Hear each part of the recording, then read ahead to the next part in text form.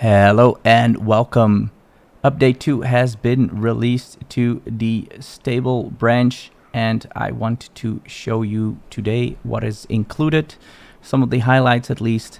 I'm not going to go through all the changes, but I want to show you the new buildings, the golems, the terraforming, the new migration, everything like that. So please sit back and enjoy, and I hope this is helpful to show you what all is included. Let's start out with the new addition of golems. Golems are mechanical beavers, and they will be able to do jobs that regular beavers also can do, and a couple that regular beavers can't do. Then there's also a few jobs that golems can't do and only regular beavers can do. The biggest positive of a golem is that they don't need food and they don't need sleep, so they can work 24/7. In order to make the golems, you will need a few buildings. There is a couple of differences between the golems for the iron teeth, which are called cogheads, and the ones for the folktails, which are called barrel bots. We'll be going through the ones for the folktails first. So you will need to construct golems. In order to do that, you will need 3 different parts. These parts are made in the golem part factory. You have to make the chassis, which is basically their body, and you will need some limbs. You need 4 of those in order, 2 legs, 2 arms, makes sense. And then you will need a head, because it will look weird if they don't have a head. So that's the 3 parts you need to make. They can all be built in the golem part factory. You can set up 3 different part factories, or you can make one and switch over when you have enough heads and move it around. You decide. Then you of course need to also put all these parts together. You do this in a assembler, and as you can see, it has enough storage capacity for 2 full golems. They take 36 hours to build. The parts take 18 hours to build. So you can use one of the, if you make 3 of those and you let them construct fully, then you can basically support 2 golem assemblers with 3 of these factories. In order to keep these golems alive or working, they need some biofuel. In case of the folktails, biofuel is made in a refinery, and you can make biofuel from carrots, you can make biofuel from potatoes, you can make it from spatter dog, and that is how you can make the biofuel. The biofuel is stored in its own storage facility. It's a biofuel tank. It stores 400. When the barrel bots need fuel, they go here to collect it, and they will be having enough power again to do so. Then there is the extra bonus that you can give your golems to work faster and to walk faster, and that is done with the catalyst. The catalyst is made with maple syrup and sunflower seeds, and then you get your catalyst, and the catalyst is stored in a catalyst tank. Now here we have some of the barrel bots. As you can see, they look like beavers, but they are weird. They have a barrel as their body, so that is also where their name comes from. As you can see, if you give them biofuel, they can go around. If you do not have enough, they will not work as fast. They will get a negative effect, and if they have a catalyst, they will get a bonus effect, and if they get a bonus effect, their working speed is doubled, as well as their walking speed. So that is the barrel bots. As for the folktails, here we have the Iron Teeth golem related buildings. These 2 golems just ran out of energy, and this one just perished because it ran out of durability. So after around 70 years, your golems will die. As you can see, these ran out of energy. That is different than the folktales. They don't have a need for biofuel. Instead, they run on energy, and you need to make your charging stations for those golems. The other two buildings, we have a golem part factory. We also have a assembler, and they work the same as the folktales. Now, in order to get your bonus speed for working and for walking, you need to have control towers, and your golems need to be in the range, as you can see by the orange area. And if they are in that area, they can get their bonus, but the control towers take 3 science points per hour to keep it going. In order to sustain that drain of science points, the Iron Teeth were given a new building that runs on power.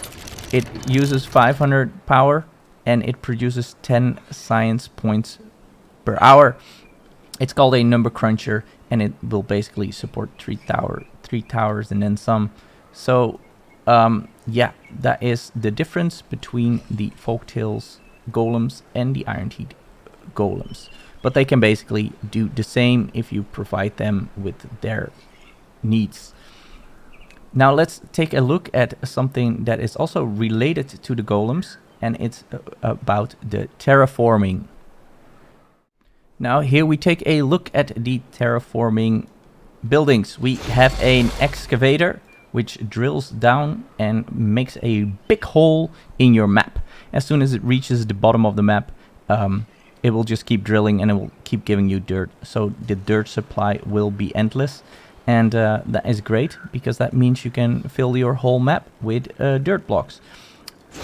The dirt excavator has to be occupied by golems. You cannot switch it to the regular beavers, because they are not good enough to work in a dirt excavator, I guess.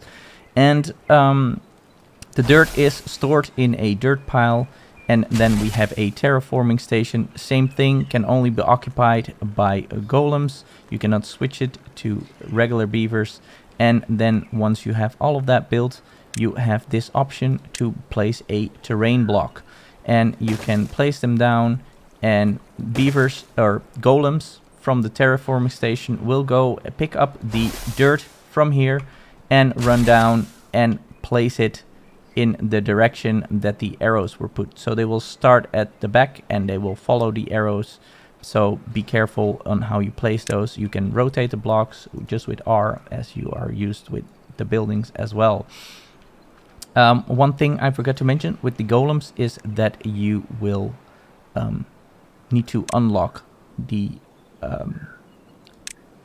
golem option in buildings. So normally a building can only be occupied by beavers, but in order to have golems work in there as well, you need to pay science points. And that's a one-time price that you pay to unlock it, and it will be for that full building type. So if you place another builder's hut, you won't need to unlock it again for that same builder's hut. So now let's take a look at the well-being rework. So let's take a look at well-being. They completely changed the well-being points system as it was. And we now have injuries, broken teeth, bee stings, and a couple of other things like that they can have wet fur, and that gives them a bonus. So let's take a look. If we click a beaver, you can see now here we have the hunger, thirst, sleep, shelter, wet fur. We have all these basic needs, and here we see a point system of well-being. The well-being is 0, so we don't get any bonuses. These bonuses unlock at special tiers. They get a next tier life expectancy at level 7. They get a movement speed bonus at level 2, and they get a working speed bonus at level 5. So in order to get those levels up, you will need to fulfill their basic needs, and you can get bonuses from different parts. So you can get bonuses from different foods. Here you can see that maple pastries give you 3 levels, and the carrots give you 1, and in between it is 1 or 2. So basically you need to give them a lot of different nutrition in order to get those levels up and get more bonuses unlocked. Same goes for social life, aesthetics, they all give bonus points. Here you see that the awe from the monuments give +3, +5, and +8. So that is really good to keep in mind. They will get a lot of levels, and that will increase your bonuses very quickly. Now here we see a beaver that is grinding its teeth. It had broken teeth, and it needs to repair its teeth. It does that at the grindstone. That is unlocked automatically at the beginning. You don't need to unlock it. It's under well-being, and you just need that because sometimes the beaver's teeth break from chopping down trees with their teeth. Here we have medical beds. Injured beavers will go into the medical beds to get healed. This one has a broken leg. This one has a or broken tail. This one has a broken leg. This one has, I have no idea what that problem with that one is. But you can build the medical beds, and they will heal when they're in the medical bed. When they're injured, they get a -2 negative bonus, and it refuses to work when it is injured. So keep that in mind. You will need medical beds. Medical beds can be supplied with medicine, but it's optional. They still heal, but less quick without medicine. You can only build the healer once you have unlocked metal, so that is later in the game. And medicine is made with water and dandelions.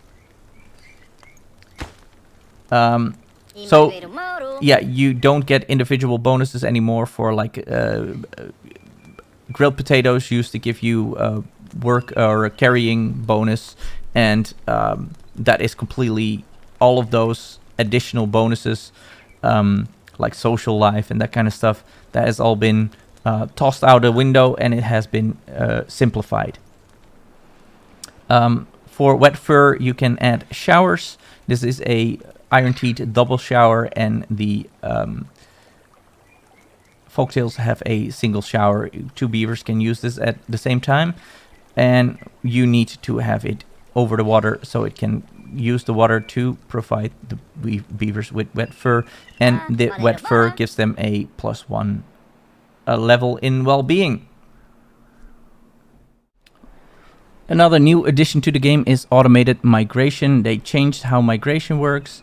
You can still do the manual migration. You can go to your district center. You can go to your migration panel, which is a new addition. Here you have a section for manual migration, and here you have a section for automatic migration.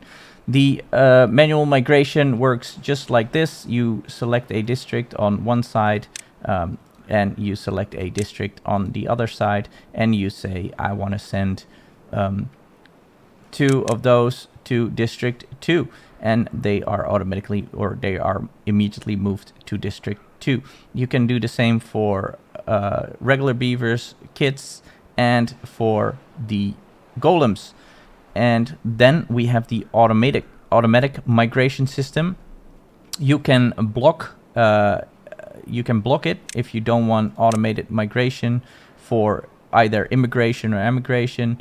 But you can say that you want to keep a minimum of beavers here, like 24 beavers and 10 golems.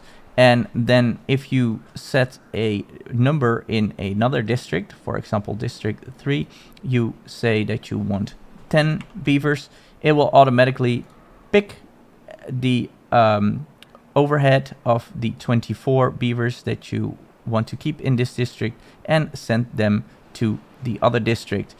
And since we also had this set to 0, it moved the 2 beavers that we manually moved from here to there immediately over to District 3. And here we have a notification saying that it will take beavers from the other districts until it has reached the minimum required. So that is a great way to keep your population balanced throughout your districts, especially with the iron teeth. That is very useful if you're using the breeding pods. You can overproduce in one district and underproduce in another, and that will not make a difference because we can automatically send beavers to the other district when they become available. So that is a great addition in completion to the manual migration. Now let's take a look at some other miscellaneous things that they have done for this update. Another building that was added is the gravity battery, and what it basically does, it can store power, and once you are out of power, or if your engines stop producing or your windmills stop producing, it can take the power that was stored in the battery and it will use that. So if we disconnect this, you will see the battery dropping quickly because it is using power from this now. You can see it go down, and as soon as it hit the bottom, it will stop giving power to the number cruncher, and then you will need to wait until the power is back up. But it is a nice little storage, especially for the folktales where they rely on wind power, which can sometimes not produce any power, and you can store that in these batteries, and then you can basically always have your power available. And for the iron teeth, it's not that important because we have the engines, and the engines have been made better. They take less logs, and they will not use logs if they don't need to give power. So that is another nice change that they added. They've updated the tutorial, but I still think it's not that great. There's balance changes. We have a taller map height now because of the terraforming. We can go up in the air a little bit further. The balance changes, like recipes have been changed a little, like the gear workshop is only using 3 hours to produce one gear, which is a welcome change because it took forever to build gears. And yeah, there's been a lot of little changes throughout the game, and yeah, we go ahead and play it and see for yourself, and let me know what you think of this update. I've been playing this for quite a while. I've been going through all the iterations of update 2 on the experimental branch, and for most of the bigger updates on the experimental branch, I've also made videos. And if you want to see how it progressed from what it was and how it is now, you can watch those videos. I will post a link to the playlist in the description. Anyway, I hope this was not too long and short enough to give you the highlights and give you the basic idea of what you can do with this update. If you enjoyed it, please hit the like button. If you're not yet subscribed, please consider doing so. And I also stream on Twitch, and we have a Discord server. Both of those links are also in the description. I'll see you all next time. Until then, stay safe. Bye for now.